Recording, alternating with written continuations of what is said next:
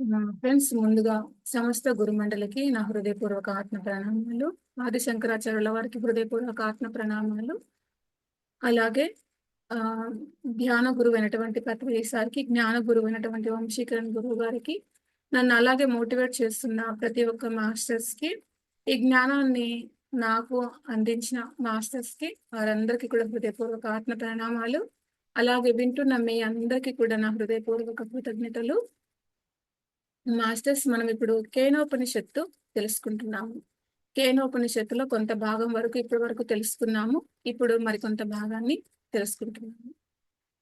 So మీరు కిందటి క్లాసులు కనుక వినుంటే చక్కగా ఇప్పుడు కూడా అర్థం అవుతుంది. మళ్ళీ ఒక్కసారి అవి వినని వాళ్ళు వినండి. సో ఇవాళ మనము అందులోని జ్ఞానాన్ని చెప్పుకుందాము. ఈశావాస్యము ఆల్రెడీ మనకు ఒక మాట చెప్పింది, అది నీకు గుర్తుకు లేదు. అదేంటిది అంటే, అదే లోపల ఉంది, అదే వెలుపల ఉంది. ఏంటిది అది? ఆత్మ. ఆత్మ అని ఎప్పుడు పేరు పెట్టావో, వెలుపలే ఉండి లోపల లేకుండా పోకూడదు. ఆత్మ అంటే వెలుపల ఉండి లోపల లేకుండా పోతుందా? అలాగే లోపలే ఉండి వెలుపల లేకుండా పోకూడదు. అది ఇక్కడ మనం పొరపాటు పడుతున్నాము. లోపలే చూసి ఆత్మ అంటున్నాము, కానీ వెలుపల కూడా చూడు అని చెప్పి మనకు ఈశావాస్యము చెప్పింది ఆల్రెడీ. మరి అలా చూడటానికి మనం ఏం చేస్తున్నాము? బరువు పడుతున్నాం. మన వరకు మన లోపలైతే మనం చూసుకుంటున్నాం, కానీ వెలుపల చూడటానికి మనం బరువు పడుతున్నాం. అయితే ఇప్పుడు మాత్రము మళ్ళీ చెప్తుంది వినండి. దీనికి మేము చెప్పే సమాధానం ఏంటంటే, ఒక ఎగ్జాంపుల్ ఇస్తున్నారు మనకి ఇది అర్థం కావడానికి. ఒక సూర్యప్రకాశం ఉంది. ఆ ప్రకాశము ఈ పట్టణమంతా వ్యాపించి ఉంది. ఇప్పుడు మనము ఇంటికి వెలుపల ఉందా ఆ సూర్యప్రకాశము? వెలుపలే ఉందా, లేదంటే లోపల కూడా ఉందా ఆ సూర్యప్రకాశం, ఆ సూర్యరశ్మి అనేది? ఇప్పుడు జవాబు చెప్పాలి మీరు. వెలుపల ఉండి అదే సమయంలో లోపలికి వచ్చింది.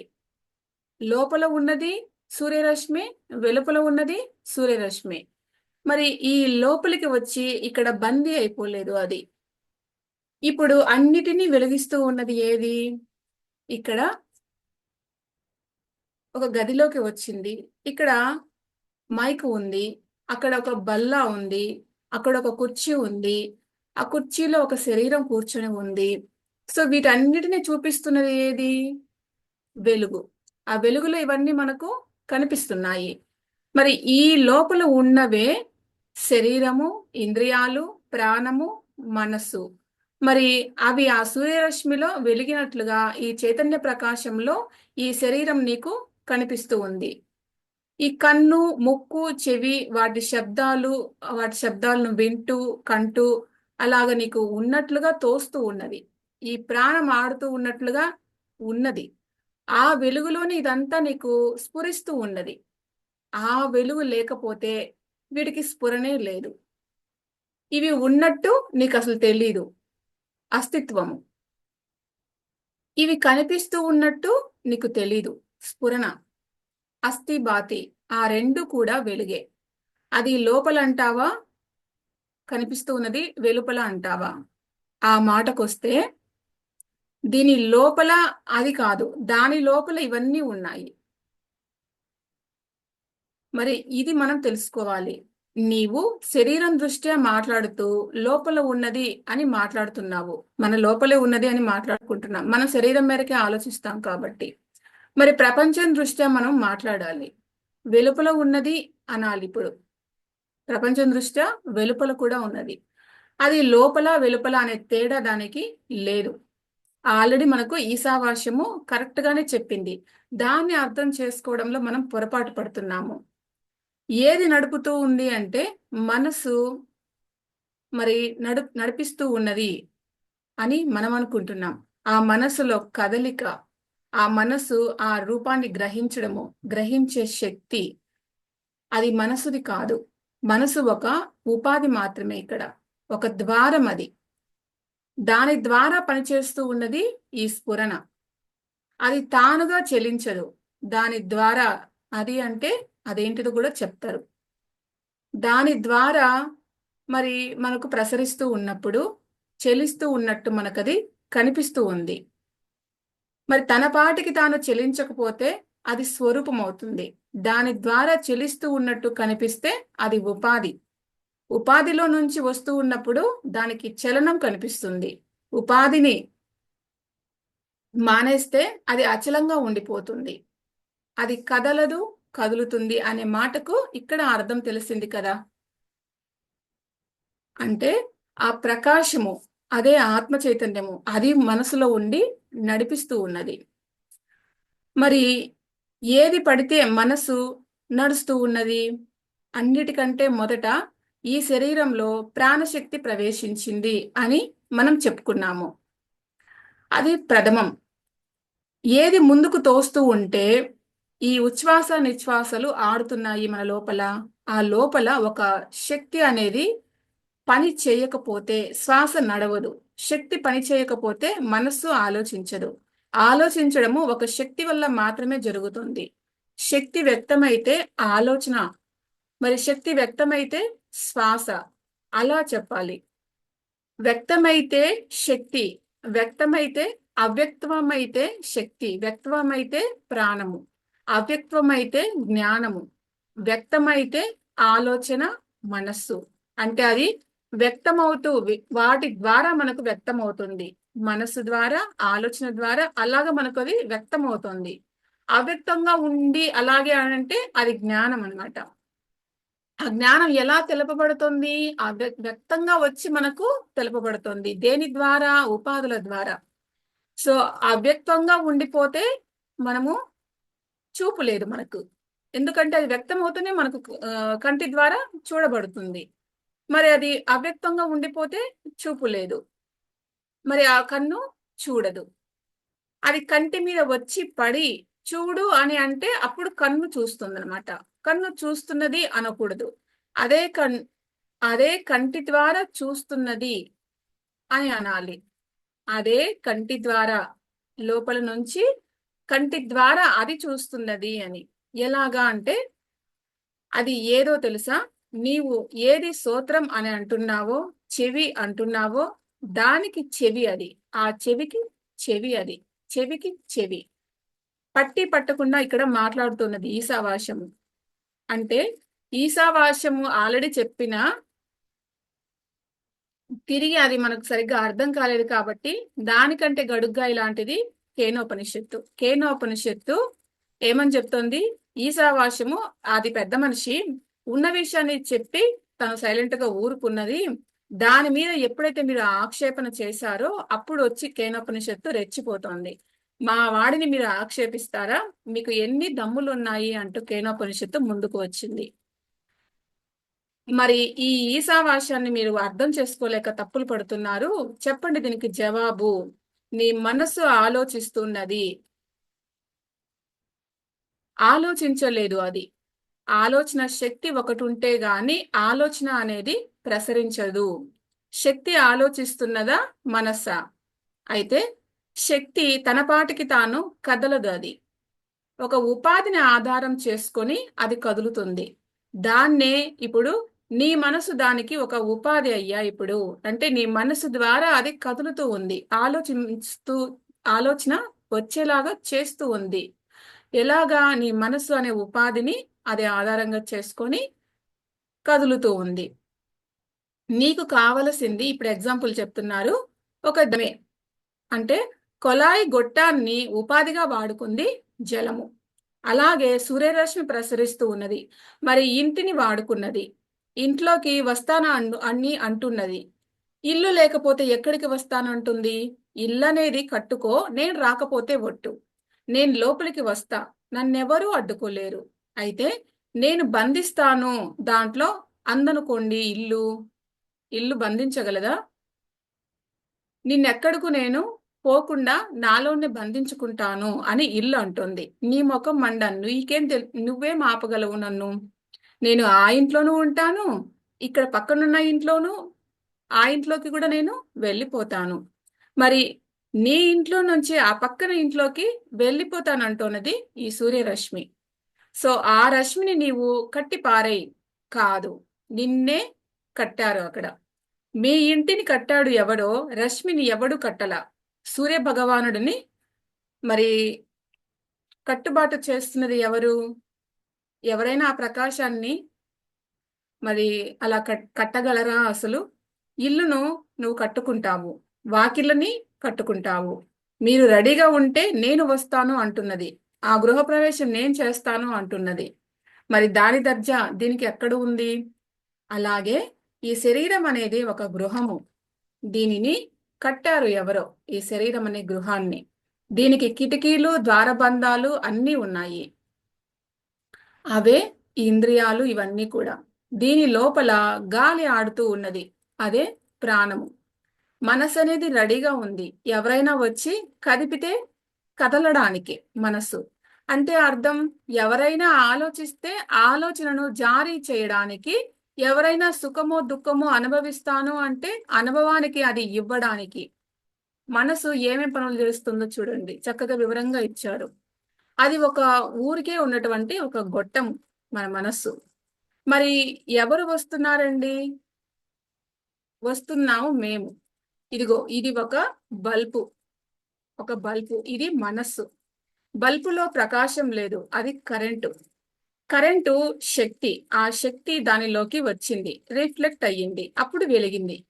మరి నీవేమంటున్నావు? బల్బు వెలిగింది అని. బల్బు వెలగలేదు, అది నీ అభిప్రాయం. నువ్వు అది మార్చుకోవాలి. బల్బులు వెలుగుతున్నాయి అంటావేమిటి?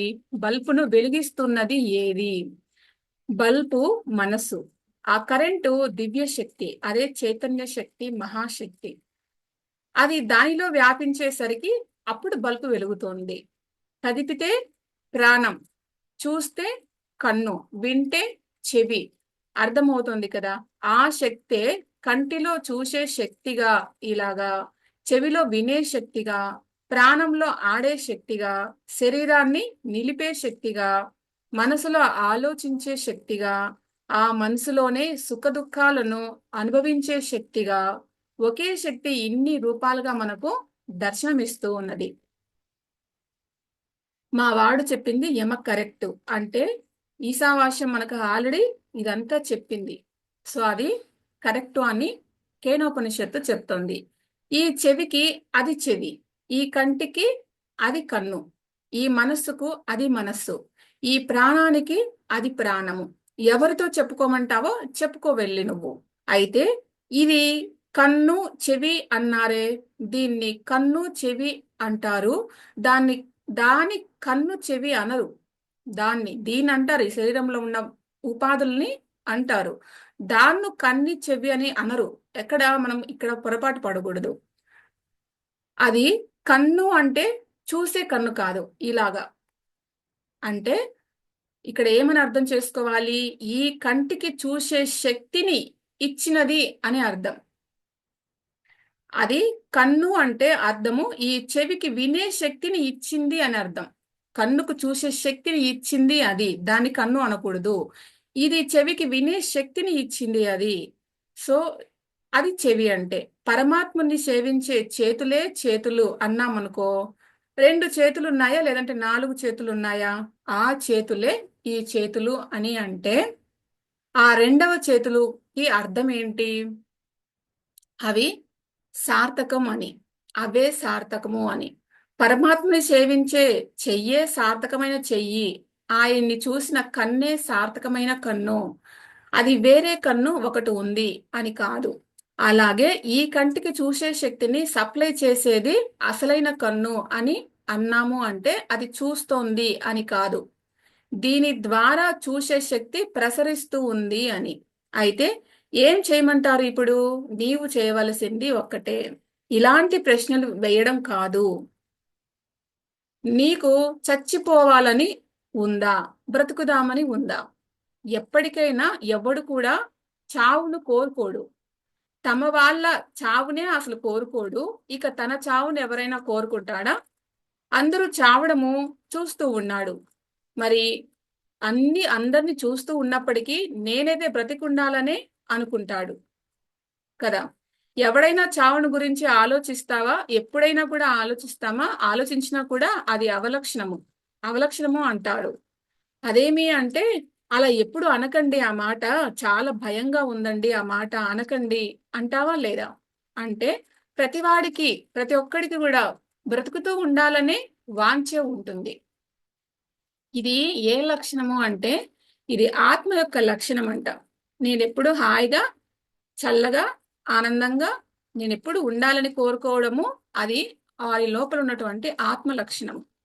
సో నీలో ఆత్మ ఉందని చెప్పడానికి ఇంతకంటే గొప్ప నిదర్శనము లేదు. నాకు రోగాలు రావాలని కోరుకోవు.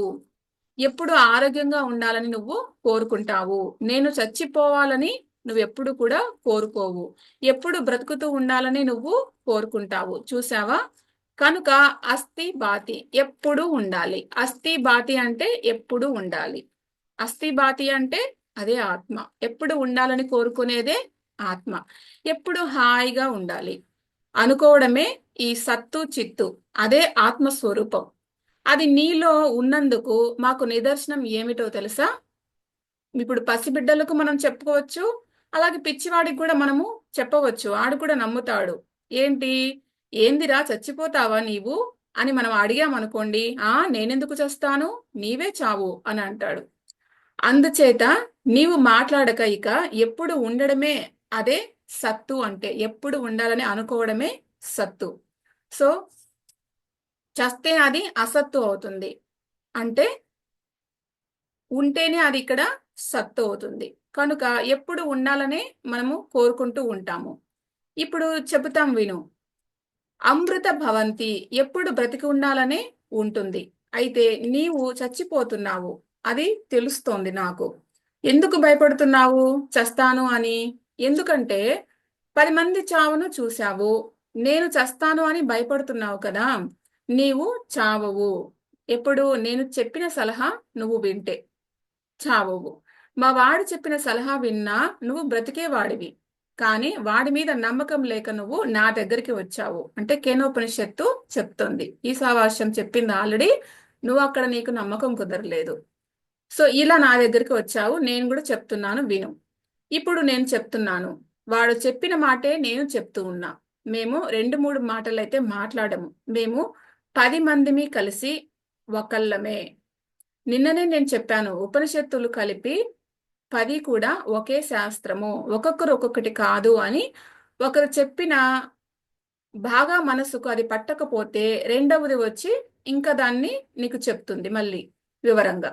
ఒక దాని మీద ఇంకేదైనా సందేహము ఉంటే రెండవది వచ్చి ఆ సందేహాన్ని నివృత్తి చేస్తుంది. ఇప్పుడు ఆ సందేహాన్ని నివృత్తి చేస్తున్నది ఈ రెండవ ఉపనిషత్తు యథాశక్తిగా వచ్చి. ఏంటండి? నీవు దీనిలో నుంచి బయటపడితే మాత్రము నీవు బతికిపోతావు. దీనిలోనే కూర్చొని మాత్రము నీవు ఎప్పటికీ బతకలేవు, చచ్చిపోతావు. ఎందుకు అంటే చచ్చేదాన్ని నువ్వు పట్టుకున్నావు. అది నీవు చేసిన ఒక పెద్ద పొరపాటు. చావడం అంటే అర్థము మారిపోవడం. ఎప్పటికప్పుడు మారిపోతే మరణించక ఏమవుతావు? నీ శరీరాన్ని పట్టుకొని అదే ఆత్మ అన్నావా? అది రేపు మారిపోతుంది. ఇది నువ్వు తెలుసుకో. ఇప్పుడు ఒకవేళ యాక్సిడెంట్ అవుతుంది, చచ్చిపోతావు. నేను ఆత్మను అనుకున్నావుగా, చచ్చింది నువ్వే చచ్చావు. అది చచ్చింది అనుకోకూడదు కదా. నేను నేనే శరీరము అనుకున్నప్పుడు శరీరము చావడము అనగా నేను చావడమేగా. నేను శరీరాన్ని అనుకున్నావు, అది చచ్చింది యాక్సిడెంట్ అయ్యి, అప్పుడు నువ్వు చచ్చిపోయావు. సో ప్రాణము ఆత్మ అనుకున్నావు నీ ప్రాణాన్ని, ప్రాణవాయువు పోయింది, అప్పుడు కూడా నువ్వు చచ్చిపోతావు. సో కన్ను, ముక్కు, చెవి ఇలా అనుకున్నావు, అవి కూడా పని చేయట్లేదు, అప్పుడు నువ్వు చచ్చిపోతావు. మరి మనసు అనుకున్నావుగా, తెలివి తప్పింది మనసుకి, అప్పుడు నువ్వు చచ్చిపోయినట్లే. అదే రేపు జరగబోయేది కూడా. సో ఇప్పుడు మరణాన్ని గురించి ఇంత అద్భుతంగా మనకు అర్థమయ్యిందో కదా. కేనోపనిషత్తు వివరంగా చెప్పింది. సో ఇప్పుడు అర్థమైంది మనకి మరణము అంటే ఏమిటో. మారడం ఖచ్చితంగా ఇవన్నీ మనము ఆత్మలము అని అనుకుంటే ఈ కన్ను, ఈ ముక్కు, ఈ చెవి, ఈ ప్రాణవాయువు, ఈ మనసు, ఈ శరీరము ఇవే మన ఆత్మలము అనుకుంటే మాత్రము, ఇంతవరకే మనం ఆలోచిస్తే మాత్రము ఖచ్చితంగా అవి మారతాయి, నువ్వు చచ్చిపోతావు అని చెప్తున్నది వివరంగా. సో మరణించేటటువంటి సామాగ్రి నేను అనుకోవటం వల్ల ఆ సామాగ్రి పోతే నేను పోయా అదే నేను అనుకోవడమే. ఆ అనుకోవడమే మరణము. సో అందువల్ల ఉపనిషత్తు సలహా ఏమిటంటే, నీ లోపలే కాదు ఉన్నది నేను, నేను వెలుపల కూడా ఉన్నాను అని నువ్వు అనుకోవాలి. అనుకోకపోతే ఆ లోపలి పదార్థంతో పాటు నువ్వు వెళ్ళిపోతావురా అని చెప్తుంది. నేను ఈ శరీరం మేరకే కాదు నేను ఉండేది, శరీరం బయట కూడా నేను ఉన్నాను అని నువ్వు గ్రహించగలగాలి. నేను శరీరం మేరకే నేను అని అనుకుంటే మాత్రం నువ్వు చచ్చిపోతావు.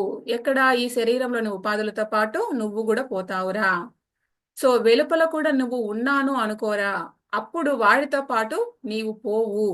లోపల ఉన్న నువ్వు అప్పుడు శరీరంలో ఉన్నా కూడా నువ్వు పోవు. ఎందుకంటే నీ భావము శరీరం మేరకే కాదు, ఇంకా వ్యాపించి ఉంది.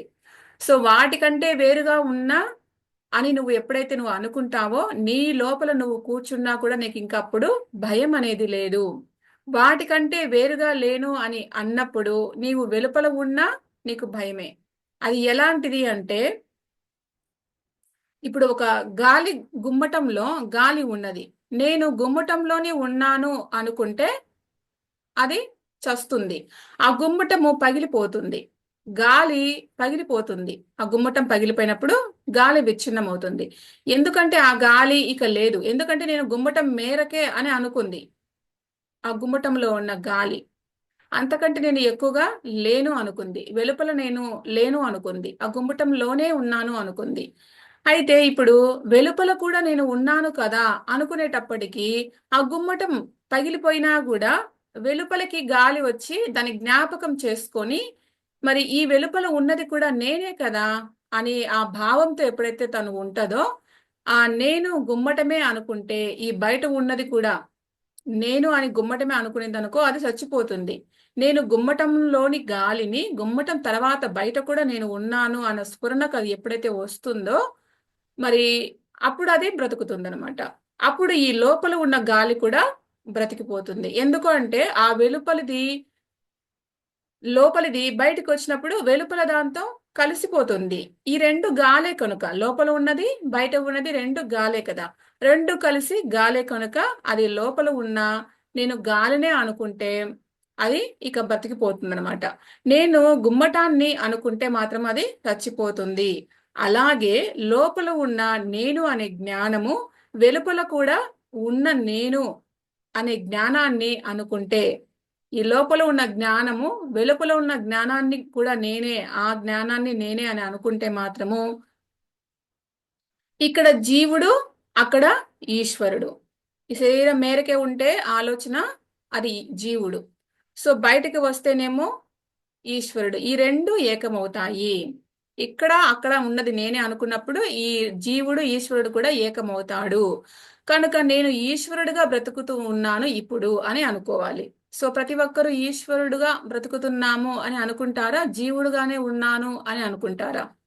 జీవుడుగా మాత్రమే అనుకుంటేనేమో మీరు మారిపోతారు. అంటే మరణిస్తూనే ఉంటారు.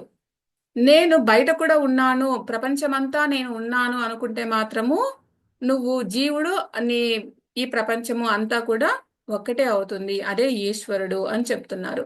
నేను శరీరమే అనుకుంటే జీవుడుగా నువ్వు బ్రతుకుతూ ఉంటావు కాబట్టి నువ్వు చనిపోవాలి. నేను మనస్సే అనుకుంటే జీవుడుగానే ఉన్నావు కాబట్టి అప్పుడు కూడా నువ్వు చచ్చిపోతావు.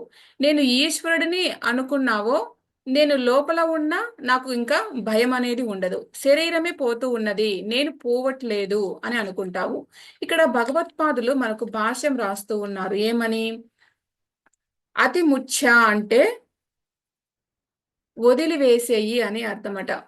వదిలేసేయి అని అంటే, నేనే స్తోత్రాన్ని, నేనే నేత్రాన్ని, నేనే కరచరణాదులను, నేనే శరీరంను, నేనే ప్రాణంను, నేనే మనస్సును అని నువ్వు అనుకునే భావమును నువ్వు వదిలేయి అని. దీనితో ఐడెంటిఫై అవ్వడము వదిలేయి. వాటన్నిటితో దానితో తాదాప్యతను తెంచుకో. సో ఒక ముళ్ళకంప మీద ఈ చెరుపు పడ్డది. అది నన్ను వెనక్కి లాగుతూ ఉన్నది. మళ్ళీ నన్ను వెనక్కి లాగుతూ ఉంటే నేనేం చేయాలి? అది గట్టిగా లాగిందంటే పోయి నేను ఆ కంప మీద పడతా. సో అలా కాకుండా నెమ్మదిగా విడిపించుకొని నేను యువతలకి రావాలి.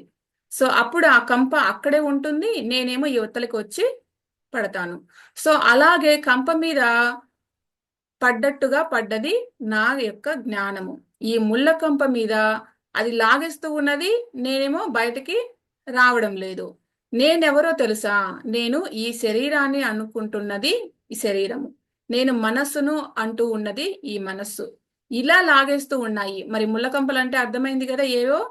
సో నీవేం చేయాలి ఇప్పుడు? తెంచుకోవాలి. నేను మనస్సును కాదు, నేను ప్రాణంను కాదు, నేను ఇంద్రియాలను కాదు, నేను నేనే. నేను మిమ్మల్ని వాడుకుంటున్నాను అంత మేరకే. మీరు నేనెందుకు అవుతాను? నేను నేనే, నేను మీరు కాను. సో ఇవన్నీ కూడా మనకు కొలాయి గొట్టాలు లాంటివి. నేను జలాన్ని. సో నేను గొట్టంలో కాకపోతే యువతల కూడా నేను ఉన్నాను, ఆ ట్యాంకులోనూ ఉన్నాను. అది ఈశ్వరుడు. ఏంటి నన్ను ఇక్కడ బంధిస్తారు?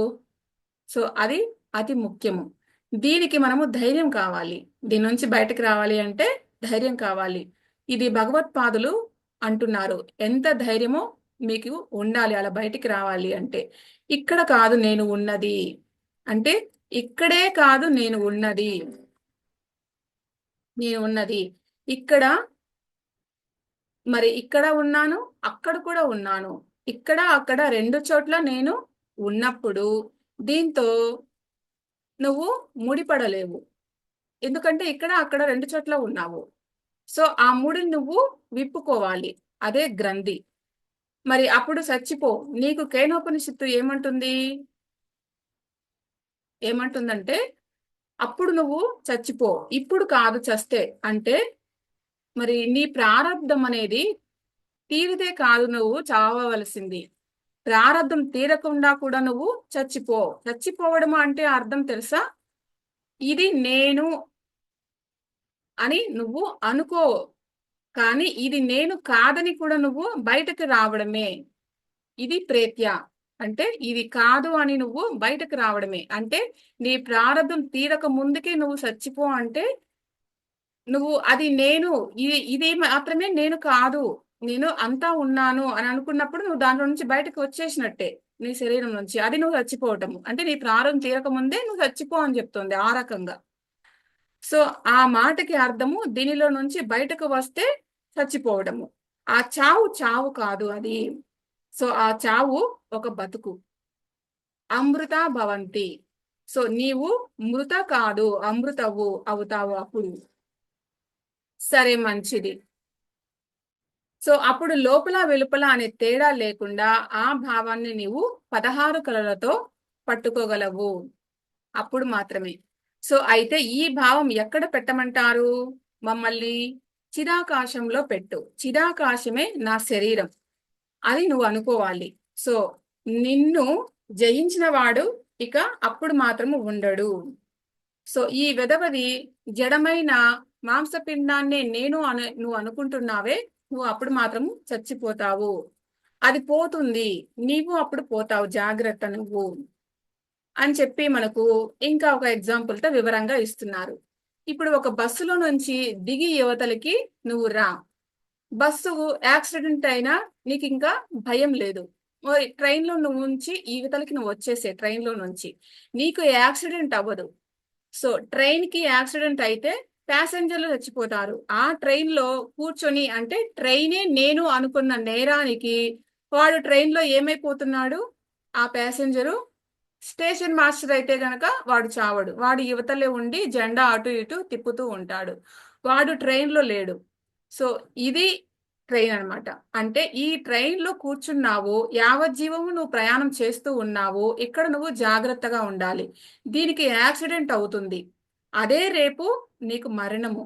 ఎన్ని రకాలుగా చెప్పాలనో మనకు అర్థమయ్యడానికి అన్ని రకాలుగా మనకు ఎగ్జాంపుల్ను ఇస్తూ ఉంది. ఇదంతా కూడా తను ఎంతో బాధ్యతగా, మనకు ఎంత బాధ్యతగా ఉన్నదో అది గుర్తు చేస్తున్నది. మనం ఇది గుర్తు చేసుకోవాలి ఇక్కడ. సో కేనోపనిషత్తు మనకింత చక్కగా వివరిస్తూ ఉన్నది. అయితే ఏమంటారండి ఇప్పుడు? ఏమండి మరి దాన్ని ఎలా పట్టుకోవాలి? పట్టుకోవడమా? దాన్ని అడ్రస్ తెలుసా నీకు అసలు? మా వాడు చెప్పినా కూడా నీకు బోధపడలేదు అది ఎలా పట్టుకోవాలి ఏంటిది అన్నది. సో నేను మళ్ళీ చెప్తాను నీకు అని చెప్పి కేనోపనిషత్తు మొదలుపెట్టింది. నీకు అది విదితము కాదు, అవిదితము కాదు. అంటే విదితము అంటే నా మనసుకు ఫలానా అని గోచరిస్తే అది విదితము. అది విదితము కాదు అంటే నీ మనసుకు గోచరించేది కాదు. గోచరిస్తే ఏమవుతుంది? ఆ మేరకు పరిమితమై కూర్చుంటుంది అది. నీకు ఏది గోచరిస్తూ ఉంటే ఆ జ్ఞానము దాన్ని పరిమితం చేస్తూ ఉంటుంది. ప్రమాణము అంటే అర్థం తెలుసా నీకు? ప్రమాణము అంటే మెజరింగ్, కొలత వేయడం. నీ కన్ను ఒక రూపాన్ని కొలత వేస్తూ ఉన్నది అంతే. అది ఉన్నది అని ఇలాగ కొలత వేసింది. ఇంతే, ఇది ఉన్నది, అది ఉన్నది. ఈ చెవి దాన్ని కొలిచి పారేస్తూ ఉన్నది, ఈ చెవి. సో అంతే, ఆ శబ్దాన్ని అది కొలిచేస్తోంది. కనుక నీ జ్ఞానము దేని కొలుస్తూ ఉందో అది కొలతబడిపోతూ ఉన్నది. సో కొలతబడిపోతే సర్వవ్యాపకం ఎలా అవుతుంది? నీవే చెప్పు. మరి సర్వవ్యాపకము అని అంటావు, మళ్ళీ నీవే కొలిచేస్తాను అని అంటావు. అందుకని అది విదితము కాదు. నీవు దాన్ని ఆబ్జెక్టుగా చూస్తున్నావు. ఆబ్జెక్టుగా చూస్తే ఆ జ్ఞానానికి జ్ఞేయం అయిపోతుంది. అది జ్ఞేయమైపోతే పరిమితమైపోతుంది మళ్ళీ. అది అవిదితము. కానీ పోనీ జ్ఞేయం కాదనుకుందాము అండి. లేదను జ్ఞేయము కాదనుకున్నాము, లేదనుకోండి. మరి అది ఎలా ఉంటుంది? విదితము కానక్కర లేదు. విదితము కాకపోతే అవిదితమా? అవిదితము కాదు అని మరి ఇప్పుడే చెప్పారు కదండి, కొలత వేయడానికి వీలు లేదు అని. అయితే మరి దాని అడ్రస్సు ఎలాగా చెప్తున్నాము? విదితము కాదు, అర్థమవుతుంది కదా నీకు. ఇంకా ఎలాగా అంటే నీకు తెలియనిది కాదు అది. వింటున్నారుగా ఆ మాట కూడా. నీకు తెలిసేది కాదు అది. నీకు తెలిసేది అనేసరికి అంటే పరిమితమై ఉండాలి. తెలియనిది కాదు అంటే నీకు తెలుస్తూనే ఉంటుంది అది. అంటే ఏమని ఇక్కడ? అది ఏంటి అంటే నీ యొక్క జ్ఞానమే. అంటే నేను అనే భావన నీకు ఇప్పుడు తెలుస్తోంది కదా, లేదా నేను అని అనుకుంటున్నావే.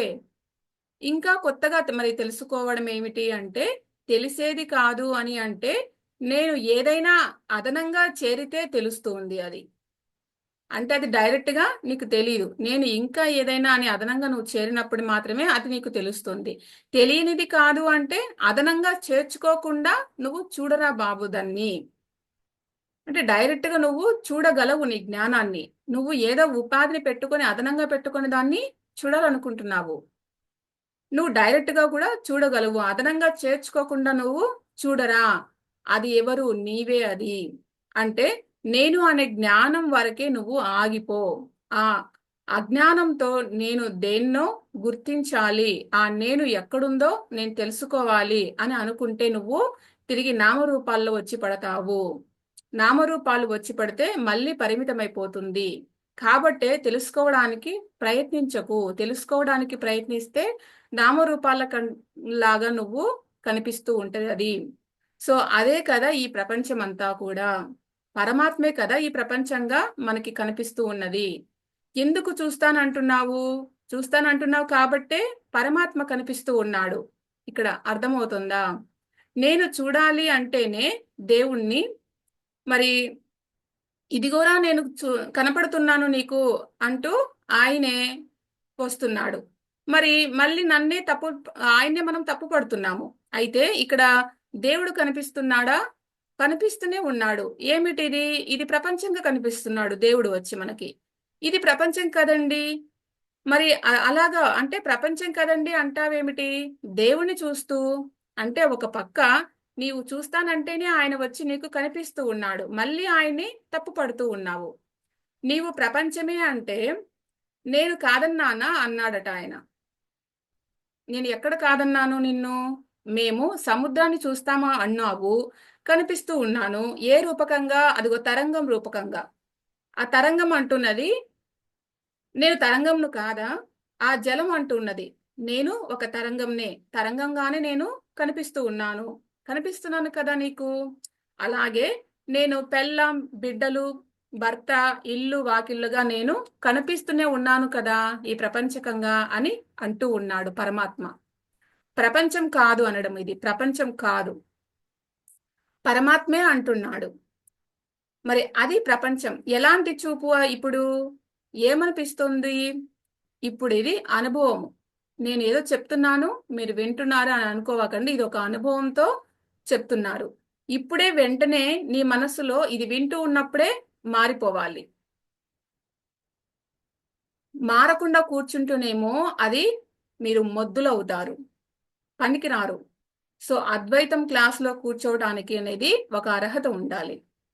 అద్వైతం క్లాస్లో కూర్చోవాలంటే ఎలా ఉండాలంట? ఒక చాక్ లాగా ఉండాలట. కేనోపనిషత్తు ఆ దబాయింపే మనం అసలు తట్టుకోలేకపోతున్నాం. అది ఎంతగా దబాయిస్తూ ఉందో. ఇక 8 ఉపనిషత్తులు ఉన్నాయి. అవి ఏం చెప్తాయి అంటే ఇంకా చాలా డెప్త్గా ఉంటది. సో అంత అలర్ట్గా మనం ఆ జ్ఞానాన్ని తీసుకోవాలి అంటే అంత అలర్ట్గా కూర్చోగలగాలి. సో నీవు తెలుసుకునేది కాదు కాబట్టి అది విదితము కాదు. జ్ఞానమే కనుక విదితము కాకపోదు. అయితే దీన్ని పిచ్చి తరహాగా ప్రతి ఒక్కడు కూడా ఉపాసన చేసి పట్టుకుందాము అని అనుకుంటాడు. కానీ అక్కడ దెబ్బతింటారు అలా పట్టుకుంటే. ఎందుచేతనంటే నీవు ఉపాసన చేసేది ఆత్మస్వరూపం కాదు. ఎందుచేత? నీవు వెంకటేశ్వర స్వామిని పట్టుకున్నావు, అది విగ్రహము. అది నీ జ్ఞానానికి గోచరిస్తూ ఉన్నది, అది విదితము. మేము ఏమని చివాట్లు పెట్టాము? విదితము కాదన్నాము. ఎందుకు? విదితాన్ని పట్టుకుంటున్నావు, అమ్మవారిని పట్టుకుంటున్నావు, కనకదుర్గమ్మని పట్టుకుంటున్నావు, ఆ కొండను చూస్తున్నావు, కొండ మీద ఉన్న విగ్రహంను చూస్తున్నావు. అవునా? కొండ ఒక విగ్రహమే, ఆ కొండ మీద గుడి ఒక విగ్రహమే, గుడిలో ఉండేది ఒక విగ్రహమే. ఇలాగ నువ్వు 3 విగ్రహాలను చూపించి, ఓ పిచ్చివాడా, అది దేనికిగా కనిపిస్తూ ఉన్నది? దేనికి కనపడుతున్నది? ఇవన్నీ కూడా నీ జ్ఞానానికి కనపడుతున్నాయి. ఇవన్నీ ఏది గొప్ప అప్పుడు? నీ జ్ఞానము గొప్ప, ఆ జ్ఞేయము గొప్ప. నీ జ్ఞానము ఎన్నటికైనా చూడగలదు. అది అందులో ఒకటి చూస్తూ ఉన్నది. నీ జ్ఞానము ఎన్నటినైనా వ్యాపించగలదు. తిరుపతిని వ్యాపిస్తూ ఉన్నది, కంచిని వ్యాపిస్తూ ఉన్నది, కాళహస్తిని వ్యాపిస్తూ ఉన్నది, కనకదుర్గను వ్యాపించింది. ఏది నీ జ్ఞానము? ఏది వ్యాపకము? ఏది వ్యాప్యము? ఆ తిరుపతి కొండ మీదనే కూర్చున్నాడు ఆయన, మహానుభావుడు. రమ్మనండి ఇక్కడికి. దుర్గకొండ ఇక్కడ ఉన్నది, అది నువ్వు ఎక్కి చూడు అని అన్నాడు. ఆ కొండకెక్కి మనం చూస్తాము. చేతనైతే చేత కాదు, అక్కడే పడి ఉంటాను అని అంటాడు. అంటే ఇక్కడికి రమ్మన్నామనుకోండి, నీవే రావయ్య నా దగ్గరికి, అక్కడ అమ్మవారు ఉన్నది, సో అక్కడ చూసుకోపోరా అని అంటాడు. అది ఏమి కర్మ? నీకున్నదిగా బలహీనత, నువ్వు రమ్మంటే రావట్లేదుగా. సో ఎక్కడికక్కడ నన్ను వేరు చేసి చూడటం అనేది మనిషికి ఉంది. అంటే మనం ఇక్కడ దుర్గమ్మే ఉంది, ఆయన రాడు ఇక్కడికి, ఆయన అక్కడే కూర్చున్నాడు అని మనం ఆ మేరకు అక్కడనే ఆయన చూస్తున్నాము. ఇక్కడ ఈ కొండ మీద ఇది దుర్గమ్మ గుడి అని చెప్పేసి ఇక్కడ దుర్గమ్మనే చూస్తున్నాము. అంటే అలాంటి లోపం అనేది ఎవరికి ఉంది? మనకే ఉంది అది కూడా. సో దుర్మార్గుడా, ఆయన చివాట్లు పెడుతున్నాడు. ఎవరు? వెంకటేశ్వర స్వామి. ఇలాగ నన్ను ఎక్కడికక్కడ మీరు నన్ను కట్టేస్తున్నారు, మీరు చూడట్లేదు నన్ను, నేను అంతటా ఉన్నానండి, నన్నెందుకు ఒక తిరుపతిలోనే వచ్చి చూస్తారు, నేను ఇక్కడే ఉన్నాను అని చెప్పి. నేను అంతటా ఉన్నాను కదా, ఆ చూసే శక్తి మీకు ఉండి కూడా మీరు ఎట్లాగా నన్ను కట్టేస్తున్నారు అక్కడే పెట్టేసి అని చెప్పేసి వెంకటేశ్వర స్వామి అంటున్నాడు. ఎక్కడికక్కడ వేరు చేసి చూడటానికి మీరు అలవాటు పడ్డారు. సో చూసుకోపో, నేనేం కాదనలేదే. అయితే మీరెక్కడున్నారండి? నేను అక్కడ ఉన్నాను, ఇక్కడ ఉన్నాను. ఎక్కడ ఉన్నా ఆ సంగతి నీవు మాట్లాడకు. నేను ఆ రూపంలోనూ ఉంటాను, నేనుగాను ఉంటాను. నేనుగా ఉన్నప్పుడేమో నేను నిరాకారాన్ని, ఆ రూపంలో ఉన్నప్పుడేమో నేను సాకారాన్ని. సాకారము నేనే, నిరాకారము నేనే. అది నా యొక్క వ్యాపకత్వం అది. సో నీకె నీకెప్పుడు ఉన్నది ఆ బుద్ధి? నీ బుద్ధి వ్యాపించమను అసలు, అప్పుడు చూద్దాం. నీ బుద్ధి గనక వ్యాపిస్తే నన్ను పట్టుకోగలవు. కాబట్టి బుద్ధి వ్యాపిస్తేనే గాని పరమాత్మని మనము పట్టుకోలేమన్నమాట. సో ఇప్పుడు అర్థమైంది కదా, బుద్ధి వ్యాపించకుండా నీవు చూస్తే నీకున్న సవికల్పమైన మనస్సుతో దాన్ని ఆలోచిస్తూ ఉంటావు, ఆలోచించలేవు. అలాగ వ్యాపిస్తేనే నువ్వు చూస్తాను అని అంటున్నావు. సో నువ్వు ఆలోచించలేవు. సవికల్ప నిర్వికల్పాన్ని నువ్వు పట్టుకోలేదు. నిర్వికల్పమే సవికల్పాన్ని పట్టుకున్నది. వెంకటేశ్వర స్వామి విగ్రహాన్ని ఏం పట్టుకున్నది? చైతన్య శక్తి పట్టుకున్నది. ఆ విగ్రహము చైతన్య శక్తిని పట్టుకోలేదు, విగ్రహం పట్టుకోలేదు. చైతన్యమే విగ్రహాన్ని పట్టుకున్నది. ఎందుకంటే పట్టుకుంటే ఆ మేరకే పట్టుకుంటుంది, ఆ మొత్తాన్ని పట్టుకోలేదు విగ్రహం అయితే. ఏంటండి మొత్తాన్ని పట్టుకోవాలి అంటే నీవు మొత్తానివి అయిపోవాలి కదా. ఇక్కడ బీద పలుకులు అనేవి పలుకోకూడదు. మొత్తం సముద్రాన్ని పట్టుకోవాలి ఈ గంగా నది. మరి వచ్చినట్టు సముద్రం అయిపోవాలి, అది కూడా సముద్రాన్ని అంతా పట్టుకోవాలి అంటే గంగా నది. గంగగా ఉంటూ సముద్రాన్ని పట్టుకోవాలి అంటే ఎంత మాత్రము సముద్రంలోనికి చొచ్చుకొని పోగలదో అంత మేరకే ఆ గంగ మొత్తం సముద్రమును పట్టుకోగలాలి. అలాగే ఎంత మేరకైతే పట్టుకుందో అంత మేరకే అది అవుతుంది. మరి ఇక్కడ అలాగే మనసు అనే గంగకు ఇక్కడ జవాబు చెప్పుకోవాలి. మనసా, నీవు పరమాత్మవు అయిపోతావా? నీవు మనసువు కావు, నువ్వు అమనస్కము. నీవు మనసులోనే ఉండి పరమాత్మని పట్టుకోవడము అంటే అది చంపేస్తాను. మనసు మేరకే ఉండి నువ్వు పరమాత్మని ఎలా పట్టుకోగలవు? మనసుగా ఉండి పరమాత్మను పట్టుకోవడమే ఉపాసన అనమాట. లేచి అవతల పారే ఆ ఉపాసనని. నువ్వు ఎలా ఉపాసన చేయగలవు? నేను మనసు మేరకే ఉండి నేను పరమాత్మని పట్టుకుంటాను అంటే మనసుతో నీవు పట్టుకోలేవు ఆ పరమాత్మని. మనసు లయమైతేనే అది. అంతేగాని ఇది కాదు నీ ఉపాసన చేస్తూ కూర్చోవలసింది. సో బ్రహ్మంను కాదు, వెంకటేశ్వర స్వామి ఆ బ్రహ్మము కాదు. కనకదుర్గమ్మ బ్రహ్మము కాదు. కనకదుర్గను పట్టుకున్నది అదే, స్వామి వారిని పట్టుకున్నది అదే, నీ మనసును పట్టుకున్నది అదే, నీ ఆలోచనను పట్టుకున్నది అదే. ఇవన్నీ కూడా ఉపాధులు. ఈ ఉపాధుల ద్వారా ఆ దివ్య మహాశక్తి చైతన్య ప్రకాశము అదే పనిచేస్తూ ఉన్నది. ఇక్కడ ఉపాధులను కొట్టిపారేశాడు మొత్తం. సో ఇది ఇవాళకి మనము తెలుసుకున్నాము. ఇక వరుస మొత్తము ఉంది. ఈ సారాంశము ఇప్పటి వరకు తెలుసుకున్నాము. సో నెక్స్ట్ మళ్ళీ మిగతా భాగాన్ని తెలుసుకుందాము ఫ్రెండ్స్. సో ఇంతవరకు మీకు అర్థమైందని అనుకుంటున్నా. Thank you.